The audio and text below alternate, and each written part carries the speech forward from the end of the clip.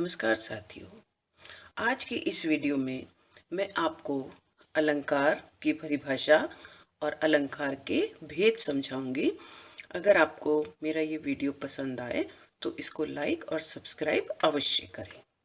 अलंकार क्या होते हैं? अलंकार का शाब्दिक अर्थ है आभूषण, क्योंकि अलंकार दो शब्दों से मिलकर बना है, अलम प्लस कार। तो आभूषण या जिसको गहना भी कहते हैं।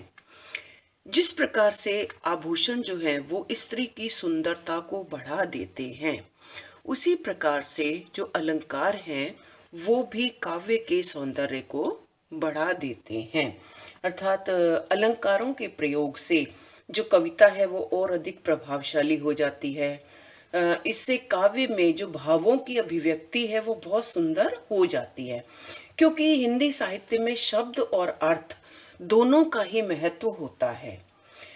काव्य में भी कहीं शब्द और कहीं अर्थ के चमत्कार से जो उसके सौंदर्य में वृद्धि होती है, और काव्य जो है वो पढ़ने में भी बहुत अच्छा लगता है। तो इसका मतलब ये हुआ कि जो अलंकार हैं वो काव्य में विषय वस्तु के वर्णन को रोचक और प्रभावशाली बनाने में सहायक होते हैं।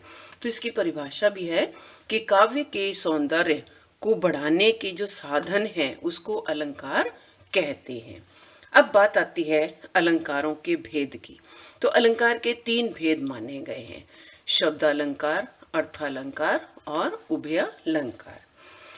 सबसे पहले बात करते हैं शब्दालंकार की। शब्दालंकार क्या है? जिस अलंकार में शब्दों का प्रयोग करने से चमत्कार हो जाता है। अर्थात शब्दों का प्रयोग करने से चमत्कार कैसे होता है कि अगर हम उन शब्दों की जगह पर हम उसका कोई समानार्थी शब्द रख देंगे तो वो जो चमत्कार है वो समाप्त हो जाए। तो इसका मतलब ये हुआ कि शब्दालंकार वहां होते हैं जहां कथन का चमत्कार उसमें प्रयुक्त शब्दों के ऊपर निर्भर करता है। शब्दालंकार के चार भेद हैं: अनुप्रास अलंकार, यमक अलंकार, श्लेष अलंकार और पुनरुक्ति अलंकार। पहले बात करते हैं अनुप्रास अलंकार की। अनुप्रास यानी अनु प्लस प्रास।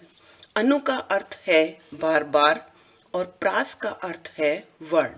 अर्थात जब किसी वर्ण की बार बार आवृत्ति होने से, आवृत्ति का मतलब है कोई वर्ण जो है वो बार बार आता है, रिपीट होता है, तो उसको आवृत्ति कहते हैं। आवृत्ति होने से काव्य में जो चमत्कार होता है उसे अनुप्रास अलंकार कहते हैं। यानी अनुप्रास अलंकार में एक वर्ण जो है वो एक से ज्यादा बार आता है, यानी वर्णों से जो चमत्कार उत्पन्न होता है, वर्ण बार बार आते हैं। जिसे उदाहरण है कि चारों चंद्र की चंचल किरणें खेल रही हैं जल थल में। अब यहाँ पर देखो, वर्ण की बार बार आवृत्ति होने से यहाँ वर्ण जो है चारु चंद्र, अब इसमें च वर्ण जो है दोनों शब्दों में च वर्ण जो है वो रिपीट हुआ है, इसमें भी च और इसमें भी च। कि चंचल, इसमें भी च आ गया। किरणें खेल रही हैं जल थल में। अब यहाँ पर भी देखो शब्द पास पास हैं और दोनों में ही लय वर्ण की आवृत्ति हो रही है, यानी लय वर्ण यहाँ भी है और यहाँ पर भी है। तो अनुप्रास अलंकार में किसकी आवृत्ति होती है? वर्ण की आवृत्ति, यानी एक वर्ण जो है वो एक से ज्यादा बार जहां पर आता है वहां अनुप्रास अलंकार होता है। अब बात आती है अनुप्रास अलंकार के भेद की। तो इसके 5 भेद माने गए हैं। पहला आता है छेकानुप्रास अलंकार। छेकानुप्रास क्या है कि जहां पर एक या अनेक वर्णों की एक ही बार आवृत्ति होती है। एक ही बार आवृत्ति का मतलब एक वर्ण केवल 2 बार आता है, वो रिपीट होता है सिर्फ एक बार, यानी 2 बार आना, तो वहां पर छेकानुप्रास अलंकार होता है।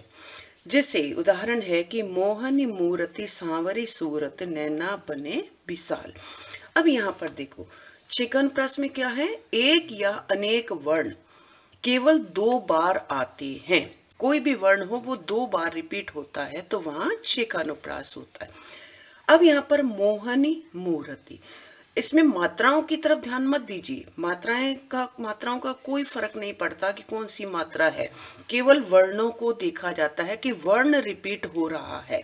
अब यहाँ पर मैं वर्ण जो है, मोहनी मूर्ति, इसमें भी मैं और इसमें भी मैं वर्ण जो है वो 2 बार आया है। सांवरी सूरती, सै वर्ण जो है इसमें भी 2 बार आया है, यानी कि वर्ण जो है वो 2 बार आता है।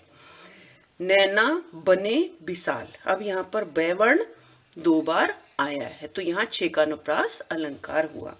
दूसरा है देख दोपहरी धूप धाम की, छाहो चाहती छाम। देख दोपहरी धाम की, यानी कि दै वर्ण जो है यहाँ पर देखो, दै, इसमें भी दै, मात्राएं नहीं देखी जाएंगी, केवल वर्ण देखा जाएगा। तो इसमें भी दै और इसमें भी दै, दोनों शब्दों में रिपीट हो रहा है। धाम की चाहो चाहती छा, अब इसमें 6 वर्ण जो है वो 2 बार आया है, तो यहाँ पर कौन सा अलंकार हो गया, 6 का अनुप्रास अलंकार। अब दूसरा आता है वृत्यानुप्रास अलंकार। वृत्यानुप्रास क्या है कि जहां पर एक वर्ण की आवृत्ति अनेकों बार होती है, वहां वृत्यानुप्रास अलंकार होता है। जैसे मैंने अभी 6 का अनुप्रास बताया था कि इसमें एक वर्ण जो है केवल 2 बार आता है, लेकिन वृत्यानुप्रास में क्या है, एक ही वर्ण अनेकों बार आता है, तो वहां वृत्यानुप्रास अलंकार होता है। जैसे रघुनंद आनंद कंद कौशल, चंद दशरथ नंदनम। अब यहाँ पर देखो, रघुनंद आनंद, यहाँ पर नैवर्ण और दैवर्ण, यहाँ पर भी नैवर्ण और दैवर्ण, यहाँ पर भी दैवर्ण, है ना। और चंद दशरथ नंदनम, चंद दशरथ, दैवर्ण, यहाँ पर भी दैवर्ण और यहाँ पर भी दैवर्ण। तो यहाँ पर अगर रघुनंद आनंद लो तो अंक की मात्रा जो है वो भी रिपीट हो रही है, यहाँ पर नंदनम रिपीट हो रही है। तो यहाँ पर एक वर्ण जो है वो एक से ज्यादा बार जहां पर आता है, तो वहां वृत्यानुप्रास अलंकार होता है। दूसरा है उदाहरण, सत्य सने सील सुख सागर। सत्य सने यानी सैवर्ण और सैवर्ण यहाँ पर दोनों में रिपीट हो रहा है, इसमें भी सैवर्ण आया, इसमें भी सैवर्ण आया और इसमें भी सैवर्ण आया, यानी एक ही वर्ण यहाँ पर 5 बार, पांचों शब्दों में 5 बार आ गया। हर शब्द में सैवर्ण की आवृत्ति हो रही, यानी रिपीट हो रहा है यहाँ पर। तो यहाँ कौन सा अलंकार हो गया, वृत्यानुप्रास अलंकार हो गया। तीसरा आता है श्रुत्यानुप्रास अलंकार। श्रुत्य का मतलब होता है सुनना। अब श्रुत्यानुप्रास में क्या है कि तालु, ओष्ठ, दंत, मूर्धा आदि स्थानों से उच्चरित होने वाले व्यंजनों की आवृत्ति जहां पास पास होती है, वहां श्रुत्यानुप्रास अलंकार होता है। यानी तालु, ओष्ठ, अब जैसे तालव्य वाले जो वर्ण हैं, आपने अगर स्वर व्यंजन पढ़े होंगे तो उसमें तालव्य वाले व्यंजन कौन से हैं, त, थ, द, ध, न, है ना। यानी तय वर्ण वाले जो व्यंजन हैं, या ओष्ठ वाले जो हैं, प, फ, ब, भ, म, ओष्ठ वाले, दंत वाले जो हैं वो त, थ, द, ध, न, मूर्धा वाले, तालव्य वाले जो थे वो च, छ, ज, झ, न, ये है तालव्य वाले, और ये दंत वाले हैं त, थ, द, ध और न। मूर्धा वाले कौन से हैं, ट, ठ, ड, ढ, ण आदि जो स्थानों से उच्चरित होने वाले जो व्यंजनों की आवृत्ति है, जहां पास पास होती है, तो वहां पर श्रुत्यानुप्रास अलंकार होता है। इसका मतलब ये हुआ कि एक ही उच्चारण स्थान से बोले जाने वाले जो व्यंजन हैं, वो जो है एक ही पंक्ति में जब आते हैं, तो वहां पर श्रुत्यानुप्रास अलंकार होता है। जैसे मैं उदाहरण लेती हूं, दिनांत था थे दिन नाथ डूबते। अब देखो, दिनांत था थे दिन नाथ डूबते। अब यहाँ पर तय वर्ण के व्यंजनों की आवृत्ति हो रही है, त, थ, द, ध और न। तय वर्ण के होगा ना, त, थ, द, न, थ, थे, द, न, न, त। तो ये तय वर्ण के व्यंजनों की आवृत्ति पूरी पंक्ति में हो रही है, यानी एक ही जो वर्ण है, एक ही पंक्ति के वर्णों की आवृत्ति होती है। सधेनु आत ग्रह ग्वाल बाल थे। सधेनु, अब यहां आत, अब यहां पर देखो तय वर्ण की फिर आ रही है, तय, त, थ, द, ध आ गया, और स, ये सारे जो हैं ये त, थ, द, ये दंत पंक्ति के वर्ण हैं। तो सारे जो है इस दोहे के माध्यम से सारे वर्ण जो हैं वो तय वर्ण की जो व्यंजनों की आवृत्ति हो रही है, अर्थात ये एक ही उच्चारण स्थान से बोले जाने वाले ये शब्द हैं सारे। दूसरा है, मैं उदाहरण लेती हूं कि पूत कपूत तो काधन संचय, पूत सपूत तो काधन संचय। अब यहां पर किस वर्ण की आवृत्ति हो रही है, आप देखो तो पता चलेगा कि यहां पर भी तय वर्ण की आवृत्ति हो रही है। तय, तय पंक्ति वाले जितने भी अक्षर हैं, तय, थ, तय, तय, फिर तय, तय, थ, द, ध और न, है ना। फिर यहाँ पर तय आ गया, फिर तय आ गया, फिर तय आ गया, तय, थ, द, ध और न। तो यहाँ पर तय वर्ण के व्यंजनों की आवृत्ति हो रही है। तो यहाँ पर कौन सा अलंकार हो गया, श्रुत्यानुप्रास अलंकार हो गए। अब अगला है अंत्यानुप्रास अलंकार। अंत्यानुप्रास क्या है, जहां पंक्ति के अंत में वर्ण या वर्णों में समानता या तुकबंदी दिखाई देती है, तो वहां पर अंत्यानुप्रास अलंकार होता है। यानी अंत्यानुप्रास का मतलब है कि पंक्ति के अंत में जहां तुकबंदी होती है वहां अंत्यानुप्रास अलंकार होगा। जैसे धीरज धर्म मित्र अरु नारी, आपतकाल परखिए चारी।